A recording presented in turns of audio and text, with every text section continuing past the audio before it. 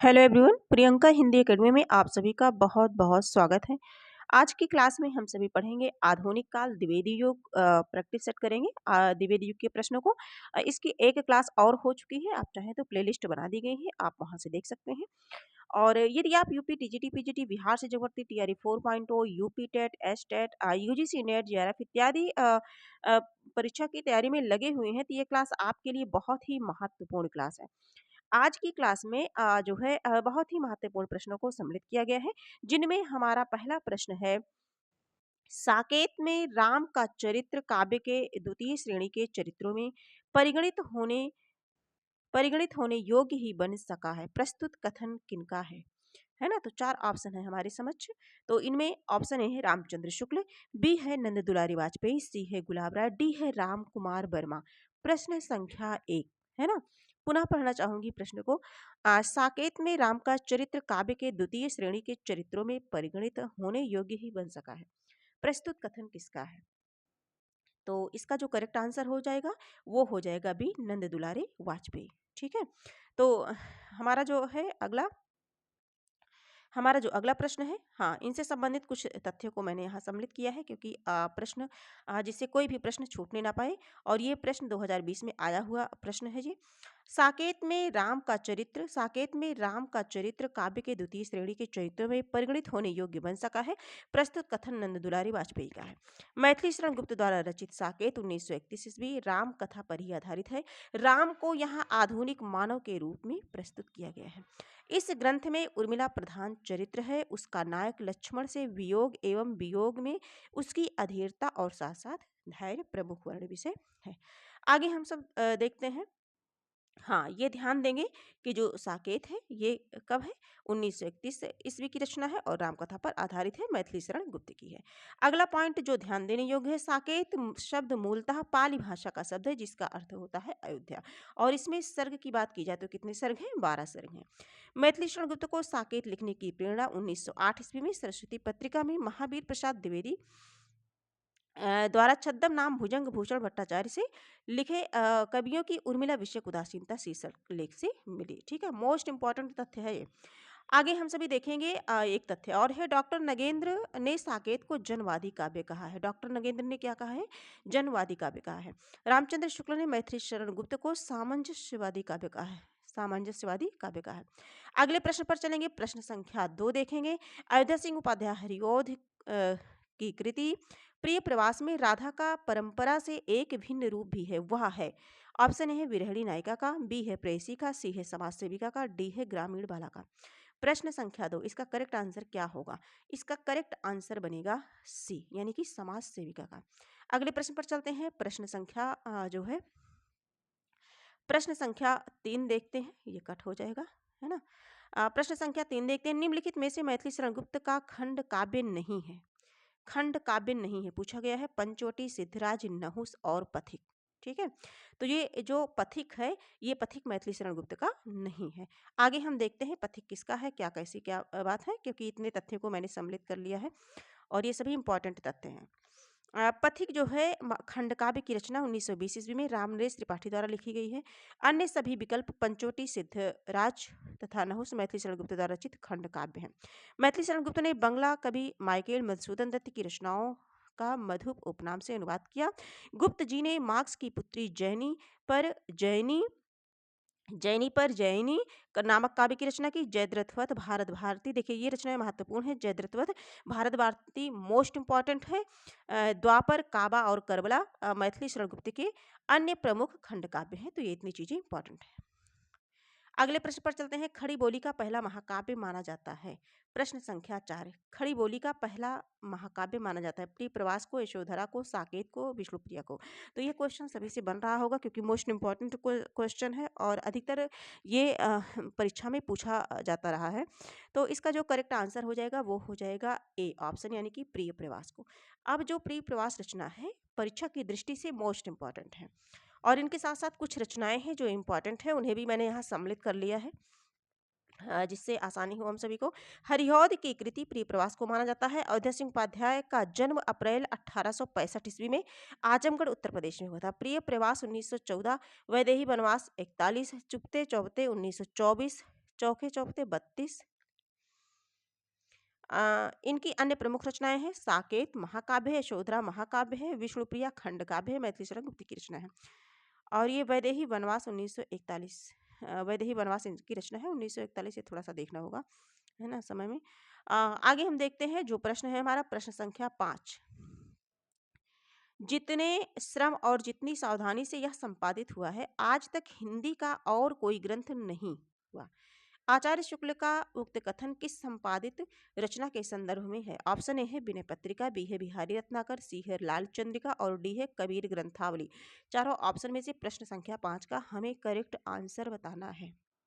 शायद आप सभी भी आंसर दे पा रहे होंगे। और हाँ, ये क्लास जो है प्रतिदिन चलती है। हम सभी इसमें 10 प्रश्नों को करते हैं और कभी-कभी 10 प्लस प्रश्न हो जाते हैं, है ना? पीडीएफ में जितने होते हैं उतने हम सभी करते हैं, बहुत ज़्यादा नहीं, 10, 15, 12 कभी-कभी 20 हो जाते हैं क्योंकि मैं एक ही इंसान हूँ और टाइप करना, क्वेश्चन चूज़ करना, उसको बनाना और उसे ऑथेंटिक बुक से पूरा फिर से मिलान करना कि कहीं कोई किसी प्रकार की त्रुटि ना हो, है ना? तो ये सारी चीज़ें होती हैं, तो समय के अकॉर्डिंग जो है कार्य होता है और इसमें ऐसे प्रश्नों को सम्मिलित किया जाता है जिससे जो है परीक्षा में वो प्रश्न मिले हमें, है ना? तो पूरा विश्वास है कि ये यदि आप ये प्रैक्टिस सेट लगाएँगे तो आपको इनमें से परीक्षा में प्रश्न अवश्य मिलेंगे। और हाँ, यदि आप पीडीएफ चाहते हैं तो डिस्क्रिप्शन बॉक्स में जो है वो दे दिया गया है टेलीग्राम लिंक और वहाँ पर आपको पीडीएफ मिल जाएगी। तो आज की क्लास में हम 5वें नंबर के प्रश्न को देखेंगे। इसका करेक्ट आंसर होगा बिहारी रत्नाकर। क्या होगा? बिहारी रत्नाकर होगा। प्रश्न संख्या 6 देखेंगे। हिंदी साहित्य पंडित महावीर प्रसाद द्विवेदी का सदा ऋणी रहेगा। हिंदी साहित्य पंडित महावीर प्रसाद द्विवेदी का सदा ऋणी रहेगा। व्याकरण की शुद्धता और भाषा की सफाई के प्रवर्तक द्विवेदी जी ही थे। उक्त कथन किसका है? देखिए, किसी भी कोटेशन को ध्यान से पढ़ेंगे हम सभी, हैं? 4 ऑप्शन है हमारा। ऑप्शन ए है डॉक्टर नगेंद्र, बी है आचार्य रामचंद्र शुक्ल, सी है आचार्य हजारी प्रसाद द्विवेदी, डी है पंडित नंदुलारी वाजपेयी।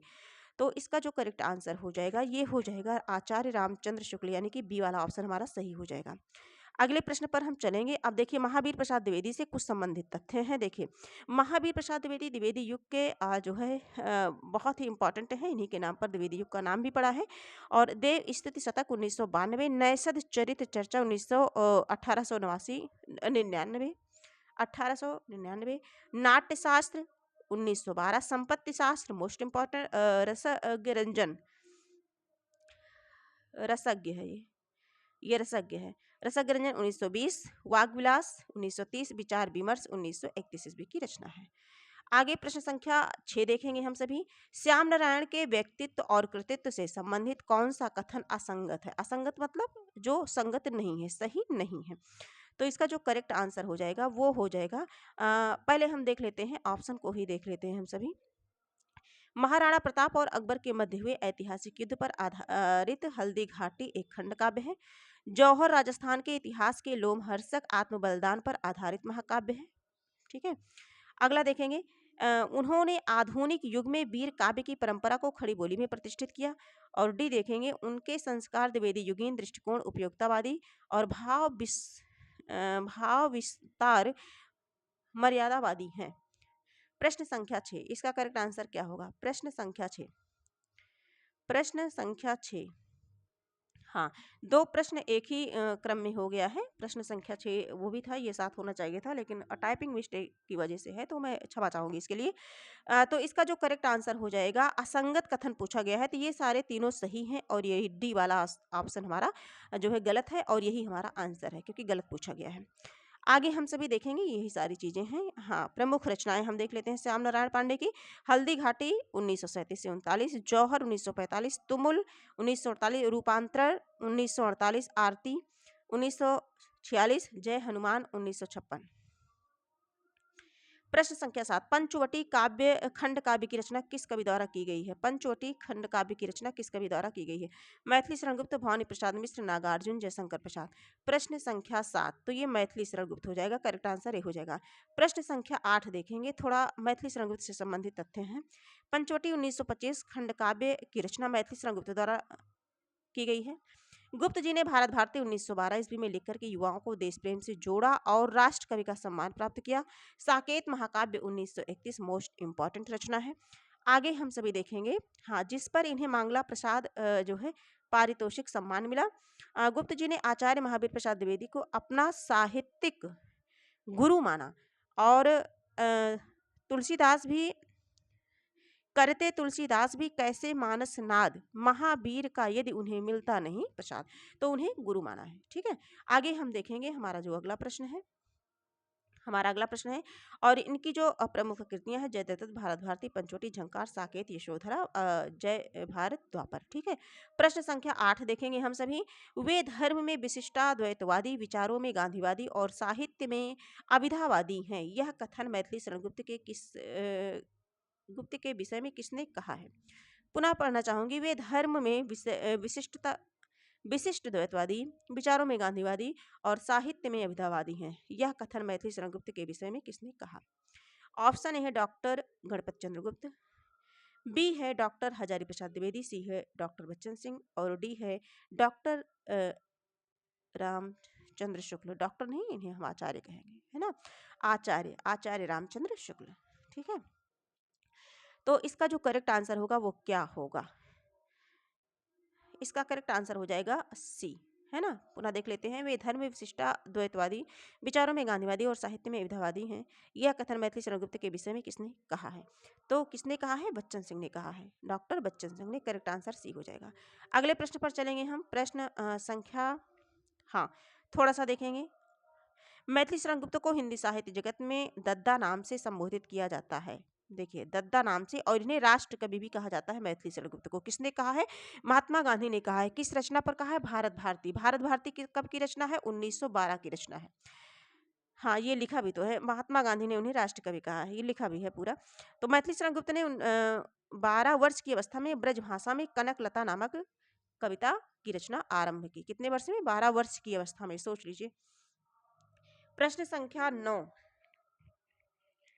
वैसे तो 10 बोला जाए, है ना, क्योंकि 2 प्रश्न 6 नंबर के थे, लेकिन कोई नहीं, हमें अधिक से अधिक प्रश्नों को देखना है और प्रश्नों के साथ साथ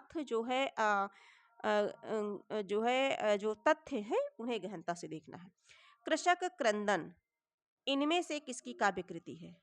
कृषक क्रंदन इनमें से किसकी काव्य कृति? रामनेत्र त्रिपाठी, रामकुमार वर्मा, गया प्रसाद शुक्ल, सनेही, मैथिली शरण गुप्त।